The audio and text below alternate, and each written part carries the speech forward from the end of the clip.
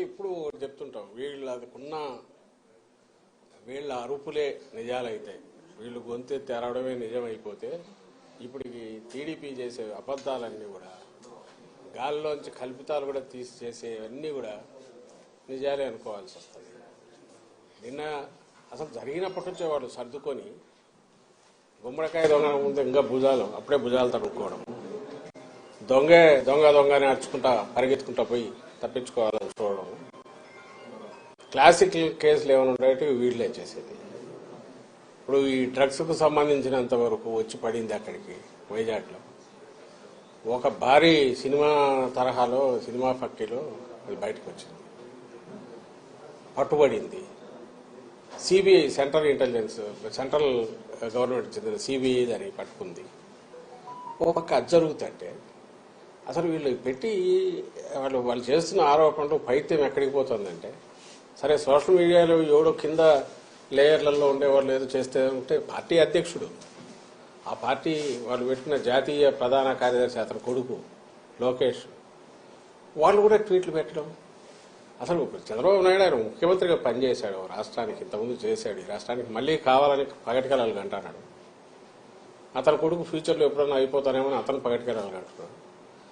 ఆ బుద్ధి అన్నా ఉండాలి, కొంత ఇంగితం ఉండాలి కదా. ఏం మాట్లాడుతున్నాము, ఏ స్థాయి వ్యక్తులము, మాట్లాడే ముందు మా స్థాయి కన్నా ఇది సరిపోతుందా, ఫ్యాక్ట్స్ ఏంటి, ఫ్యాక్ట్స్ లేదు మాట్లాడకూడదు అనే కనీస జ్ఞానం, కనీసం ఇంగితం అన్నా ఉండాలిగా. ఇప్పుడు దానికి రిప్లై మేము ఎక్స్ప్లెనేషన్ లాగా ఇచ్చుకోవాలి. ఇప్పుడు అలా జరిగిండేది ఒక అసలు నిజంగా అది దేశంలోకి వచ్చింటే భయంకరంగా ఉండేది. లక్కీగా ఇంటి రావడము పట్టుకోవడం అనేది ఒక పెద్ద రిలీఫ్ స్టేట్కే కాదు దేశానికి కూడా. అంత భారీ ఎత్తున వచ్చిందంటే అది ఎక్కడికి టార్గెట్ పెట్టుకున్నారో ఎవరు పెట్టుకున్నారో అని అనుకుంటే ఇప్పుడు వీళ్ళే అరిచే అరుపులు చూస్తుంటే వీళ్ళే ఉన్నారేమో అనిపిస్తుంది. అట్లాగా కంపెనీల్లో ఎవరున్నారని తెలిస్తే అంతా ఈ కుటుంబాల దగ్గరగా ఉండేవాళ్ళు, బంధువులు. సాక్షాత్తు ఈయన చంద్రబాబు నాయుడు వదిన, ఇప్పుడు BJP state president Purandeswari, NT Rama Rao గారి కుమార్తె, ఆమె కొడుకు ఒక కంపెనీలో ఉన్నాడు. ఆమె వియ్యంకుడు ఆ కంపెనీలోనే పార్ట్నర్ అనుకున్నారు. వాళ్ళు ప్రమోట్ చేసిన కంపెనీనే తర్వాత డివైడ్ అయ్యింది, ఒక్కొక్కరు ఒక యాక్టివిటీ చూసుకుంటున్నారు.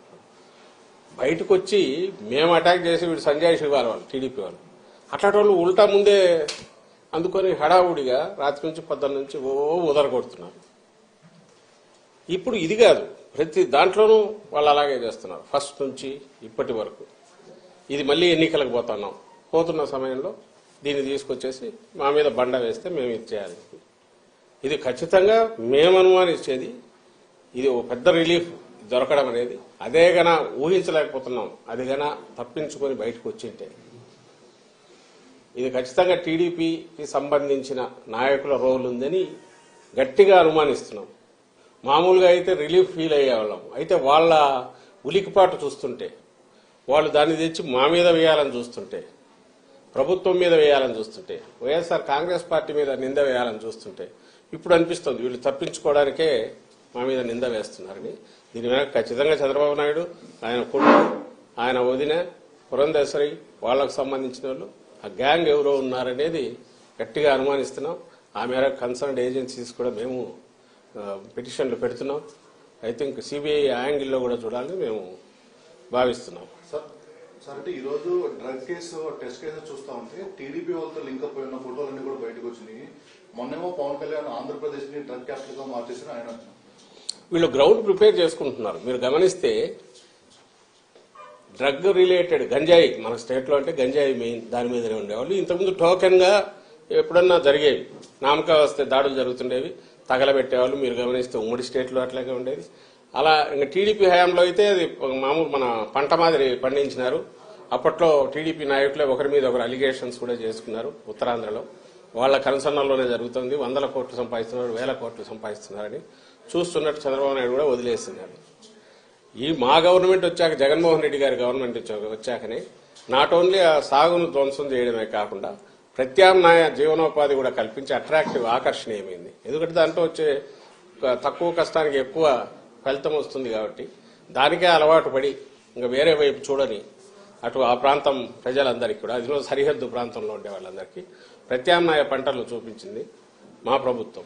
దానికోసం సెంట్రల్ గవర్నమెంట్ కూడా, హోమ్ డిపార్ట్మెంట్ కూడా ప్రైజ్ చేసింది. ఏపీ నెంబర్ 1 నిలబడింది. ఏది ఈ ఆపరేషన్ పరివర్తనని, ఆపరేషన్ నవోదయం అని. ఎవరైతే ఈ సాగు మీద డిపెండ్ అయిన ప్రజలు కానీ, బార్డర్ వీళ్ళు కానీ దానికి అలవాటు పడిన వాళ్ళను దాని నుంచి మళ్లించడంలో ఏపీ నెంబర్ 1 అనేది నిలబడింది. దానికోసం ఎస్సీబీ అదే పని మీద ఉంది. ఎస్సీబీ పెట్టిన తర్వాత 11,000 12,000 ఎకరాల్లో సాగును ధ్వంసం చేశారు. అంతటితో మళ్లీ వాళ్ళు దాని వైపు పోకుండా different crops, alternative crops, remunerative crops ను అక్కడ ప్రమోట్ చేసి వాళ్లకు జీవనోపాధి కల్పించి అది కన్సిస్టెంట్ గా నడుస్తుంది. ఉక్కుపాదం అంటే రియల్ సెన్స్ లో మోపడమే కాకుండా ఆ ప్రజలు మళ్లీ సర్వైవ్ అయి బాగా ఎదగడానికి అవసరమైన ఏర్పాట్లు కూడా చేసింది ఈ ప్రభుత్వం. అలాగే ఈ కంపెనీ ఏది చెప్తున్నారో ఆ కంపెనీ తప్పుడు పనులు చేస్తే యాక్షన్ తీసుకుంది ఈ ప్రభుత్వం, మా జగన్మోహన్ రెడ్డి గారి ప్రభుత్వం, వైఎస్ఆర్సీపీ ప్రభుత్వం. ఇప్పుడు ఇంపోర్ట్ చేసుకున్నారు, డ్రగ్ ఇంపోర్ట్ చేసుకున్నారు, డ్రగ్స్ దొరికి ఆయన కంటైనర్కి సంబంధించిన కంపెనీ. ఇటు చూసేది ఈ వైపు నుంచి డ్రగ్స్ ను వాడకాన్ని తగ్గించడానికో, గంజాయి సాగును అసలు ఎరాడికేట్ చేయడము, వాళ్ళు మళ్లీ ఆ వైపు చూడనవసరం లేకుండా రెమ్యూనరేటివ్ ఆల్టర్నేటివ్ ఇది మన క్రాప్స్ వాటిని వాళ్ళకి అలవాటు చేయడము, ఇది జరిగి కన్సిస్టెంట్ గా పోతుంది. ఎవ్రీబడికి మీరు మీడియా కూడా కవర్ చూడొచ్చు, పోయి వస్తున్నాయి కదా స్టోరీస్. బార్డర్ లో కట్టుదిట్టం చేశారు, స్పెషల్ ఏజెన్సీని పెడితే దాన్ని నువ్వు ఎలాగూ ప్రైజ్ చేయలేవు, నీ వల్ల కాలే. 14-19 మధ్య నువ్వు దాన్ని అసలు గంజాయి సాగు 3 పూలు 6 కాయలుగా నువ్వు నువ్వు చేసావు, చంద్రబాబు నాయుడు చేశాడు.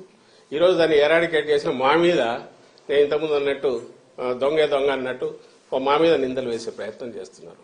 ప్రతి దాంట్లో ఇదే పని చేస్తున్నారు.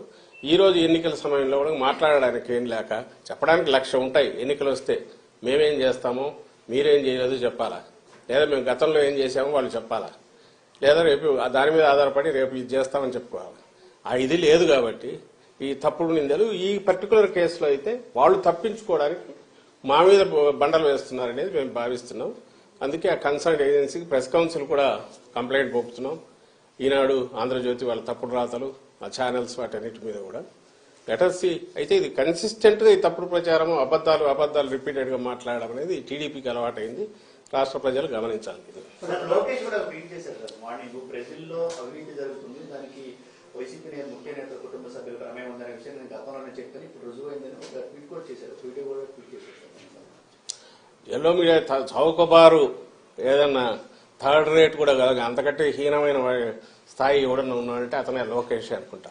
లేకపోతే దేనికి ట్వీట్ చేస్తున్నాడో తెలియదు, అసలు ఎందుకు చేస్తున్నాడో తెలియదు. ఏమన్నా మోకాలకు బట్టతలకు సంబంధం ఉందా? బ్రెజిల్ ఎక్కడో దాంట్లో దేశం ఉందంటే ఎప్పుడో సాయిరెడ్డి ఏదో అక్కడ బ్రెజిల్ ప్రెసిడెంట్ గురించి ఇచ్చేసాడని, ఇంటర్నేషనల్ దీంట్లో ఎక్కడైనా గ్యాదరింగ్ లో కలిసి ఉంటారేమో తెలియదు, ఏదో ఉంటే అతను చెప్తాడు. కానీ ఈ రోజు జరిగిన దాంట్లో, ఈ కంటైనర్ లో వచ్చిన దాంట్లో దొరికిన దానికి సంబంధించి ఎవరు దీని వెనక ఎవరెవరు ఉండే అవకాశం ఉంది, ఆ కంపెనీ కాన్షియస్ గా చేసిందా అనేది తేలాల్సి ఉంటే అప్పుడు సహజంగానే కంపెనీ ఎవరిది అనేది చూస్తారు.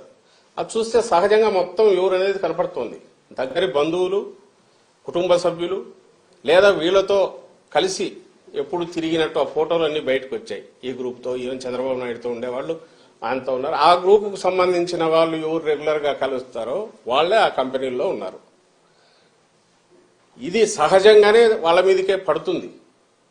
పడడానికి కూడా అవకాశం ఎందుకుంది? అలాంటి ఆలోచనలు చేసే లక్షణం కూడా చంద్రబాబు నాయుడు ఉంది కాబట్టి, తప్పుడు దారిలో ఎట్లా అధికారంలోకి రావాలని చూస్తాడు కాబట్టి వాళ్ళ మీదకే వస్తుందనే దాన్ని ప్రియంప్ట్ చేయడానికి ఉల్టా మా మీద దాడి చేస్తున్నారు. లోకేష్ చేసినా, చంద్రబాబు నాయుడు చేసినా అదే ఉద్దేశంతో చేస్తున్నారు. ఆ స్థాయి, నిజంగా ఆ స్థాయికి రావాలనుకున్న వాళ్ళు చేయకూడని పని చేస్తున్నారు. వాళ్ళు అంటే వాళ్ళకి ఈ జన్మలో ఈ రాష్ట్రంలో ప్రజలు అవకాశం ఇవ్వలేదని తెలిసిన తర్వాత వచ్చే డెస్పరేషన్ లోనే ఇలాంటి కామెంట్స్ చేస్తున్నారని మేము అనుకుంటాం. సార్ అంటే వైసీపీ ఓడిపోతున్నాం అని అర్థమైంది, అందుకనే ఆఖరి నిమిషంలో ఈ చీకటి మాఫియాలు రెచ్చిపోతున్నాయి లోకేష్ అంటున్నారు. ఏం చెప్పాలి, మేమేమో పాజిటివ్ అజెండాతో పోతున్నాం. జగన్మోహన్ రెడ్డి గారు ఇలాంటి పొద్దుబోని మాటలు కానీ, లేకుంటే ఉబుసుపోక మాటలు కానీ, లేకుంటే ఫ్యాక్ట్స్ చేతిలో లేకుండా నోటికొచ్చిన మాట కానీ ఎప్పుడన్నా చేశారా? రాష్ట్ర ప్రజలు ఇది చూస్తున్నారు, అది చూస్తున్నారు, మీ మీడియా కూడా చూస్తోందిగా, ఇది చూస్తున్నారు.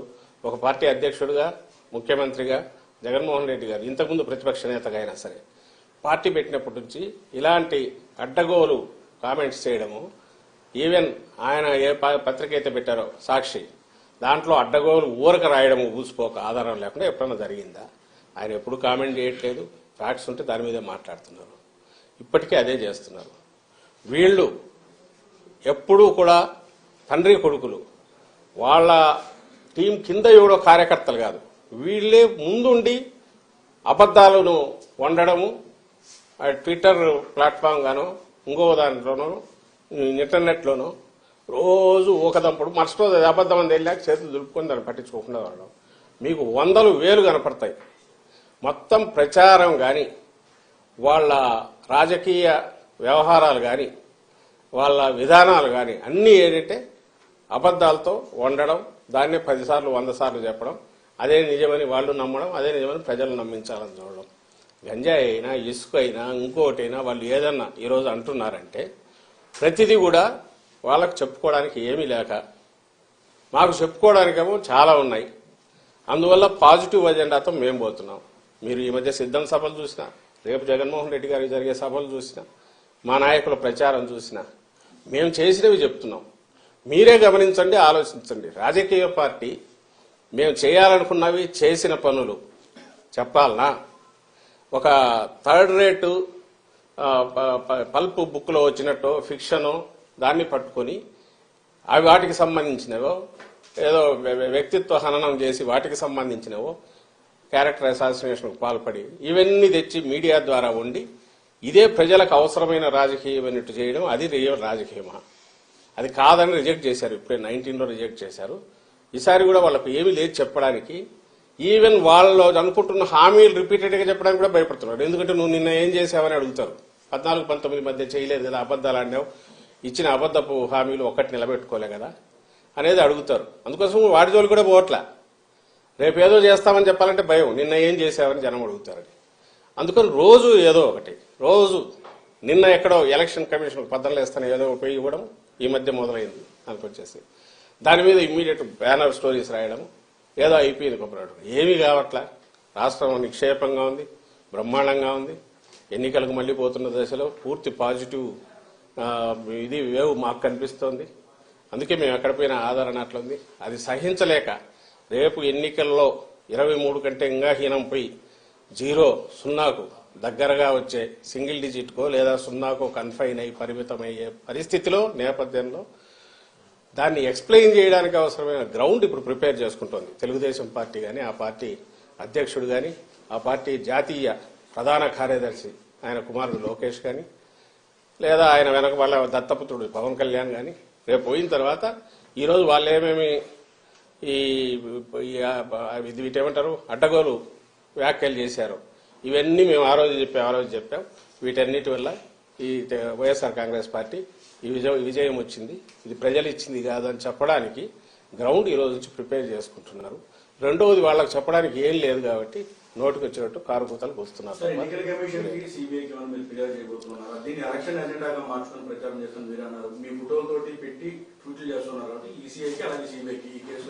అన్ని కన్సర్న్ ఏజెన్సీస్ అన్నిటికీ ఎన్నికల వాతావరణం వచ్చింది కాబట్టి సహజంగా ఎలక్షన్ కమిషన్ ఆధీనంలోకి అన్ని వెళ్ళే కాబట్టి వాళ్లకు, ప్రెస్ కౌన్సిల్కు, ఇంకా ఇంక్లూడింగ్ సిబిఐకి, ఇంకా కన్సర్న్ ఏజెన్సీ అంటే అన్నిటి కూడా రిప్రజెంటేషన్స్ మా పిటిషన్లు వెళ్తాయి. ముందు ఈ తలనొప్పి ఏదో అది తేలాలి. అది ఖచ్చితంగా నీడియల్ ఆఫ్ సస్పిషన్ కాదు, బలమైన ఇదే ఆధారాలతో చంద్రబాబు నాయుడు కుటుంబము లేదా ఆయన వదినకు సంబంధించిన కుటుంబము వాళ్లకు, లేదా టీడీపీ యాక్షన్ ప్లాన్ ఈ ఎన్నికల్లో ఎట్నోట్ల అడ్డదారుల్లో ఇది చేయాలనుకున్న దాంట్లో దీని రోల్ కూడా ఉండే అవకాశం ఉంది కాబట్టి ఈ కంటైనర్లో ఉన్న డ్రగ్స్ కూడా దాని పర్పస్ కోసం వచ్చింది ఆయన గట్టిగా అనుమానిస్తున్నాం కాబట్టి ఆ దిశగా ఇన్వెస్టిగేషన్ జరగాలి. ఎలక్షన్ కమిషన్ కూడా కాగ్నిజెన్స్ లేక తీసుకోవాలని కోరుతాం. అట్ ది సేమ్ టైం దాని పని అది జరుగుతుండగా మా పాజిటివ్ అజెండాతో మేమైతే ముందుకు వెళ్తాం. వాళ్ళ మాదిరి రోజు కుట్టాడితే ఆ రోజు కుట్టేసి అయిపోయింది, మరుసటి రోజు ఒకటి ఎట్లా ఎన్నికల వరకు ఇట్లే లాక్కుపోయి అడ్డదారుల్లోనో బయటపడాలని లేక మాది మేము చెప్పుకోవడానికి కానీ ప్రజలను కన్ఫ్యూజ్ చేసే చెప్పుకోవడానికి అవకాశం లేకుండా, టైం దానికి స్పేస్ లేకుండా ప్రజలను కన్ఫ్యూజ్ చేసి ఆ దీంట్లో తమ పబ్బం గడుపుకోవాలని చూసే వారి ఆటలు సాగనివ్వమని ఖచ్చితంగా చెప్తున్నాం. ఉంది. భారీ స్థాయిలో గంజాయి తగలబెట్టారు. సాయంత్రం బదిలీ చేసిన దాఖలాలు ఉంది. అయితే ఇప్పుడు ఇంటర్పోల్ కి సంబంధించినటువంటి సమాచారంతో సిబిఐ రమణ దిగిన తర్వాత లోకల్ పోలీస్ ఇంటర్ఫీరెన్స్ అంటూ విమర్శలు కూడా వస్తున్నాయి. దానిపై సిపి కూడా వివరించినటువంటి సిచ్యువేషన్. దాని మీద ఇప్పుడు సిపి ఎక్స్ప్లెయిన్ చేసినట్టున్నాడు కదా. వాళ్ళు రమ్మన్నారు, డాగ్స్ వాడన్నారు, పోయిన తర్వాత అవసరం లేదన్నారు. అది అవసరం లేదన్నారు కాబట్టి మేము వెనక్కి వచ్చామన్నారు. కానీ ఖచ్చితంగా ఒక సెంట్రల్ ఏజెన్సీ వచ్చిన తర్వాత లోకల్ పోలీస్కి ఇన్ఫర్మేషన్ ఏదో ఒకటి ఇచ్చింటే వాళ్ళ ఈ రెండు ఏజెన్సీల మధ్య జరిగే ఇంటరాక్షన్ అవుతుంది. కానీ మీరు గమనిస్తే ఈరోజు ఈనాడు పేపర్లో రాశారు, అసలు తలాతోక ఉంది దానికి.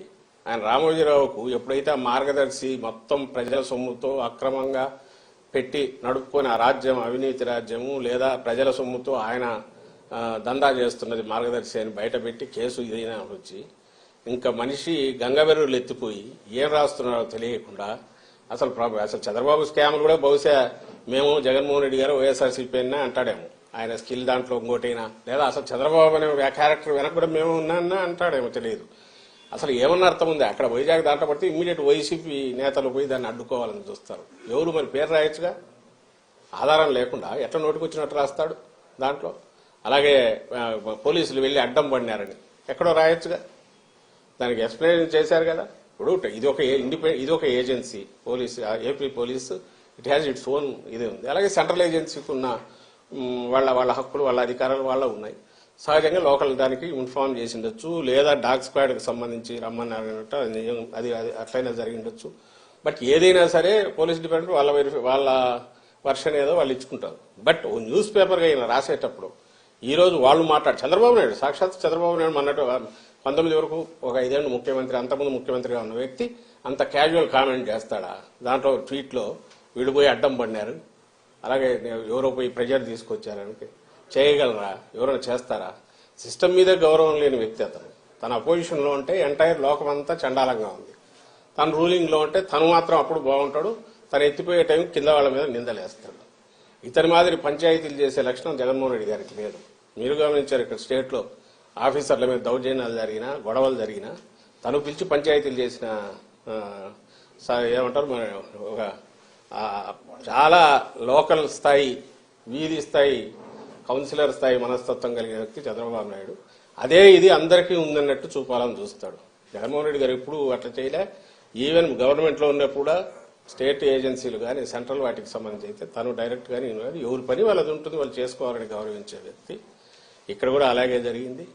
ఒకవేళ నిజంగా ఎవరన్నా చేశారని వీళ్ళు అంటే దానికి ఆధారాలన్నా చూపాలి. ఇదిగో ఈ కారణం వల్ల ఎట్లన్నాం, ఈ కారణాల వల్ల ఎట్లన్నాం అంటే ఆ డిపార్ట్మెంట్ ఎక్స్ప్లెనేషన్ ఇస్తుంది. ఆ డిపార్ట్మెంట్ దానికి సంబంధించి వాళ్ళ వర్షం చెప్పుకుంటుంది. అంతేగాని నోరు ఉంది కదా, లేదా పేపర్ ఉంది కదా, లేదా నన్ను జగన్మోహన్ రెడ్డి గారు చేసినట్టు ప్రభుత్వం కదా సిఐడి కేసు పెడితే రామోజీరావు ఫీల్ అయిన ఆయన కొత్త రాసి నాకు సర్క్యులేషన్ ఉంది కాబట్టి జనంలోకి అది వేసేస్తే అబద్ధం కథ అది చదివి జనం అందరు నవ్వుతారంటే ఆ కాలాలు మారిపోయినాయి. ఇప్పుడు కాదు, ఎవరికి వాళ్ళకి తలకాయ ఉంది, జనం కూడా ఆలోచిస్తారు అనే ఇంగితం రామోజీరావు కానీ లేదా రాధాకృష్ణ కానీ లేకపోతే చంద్రబాబు నాయుడు కానీ వాళ్ళందరికీ ఉండాలని కోరుకుంటున్నాను.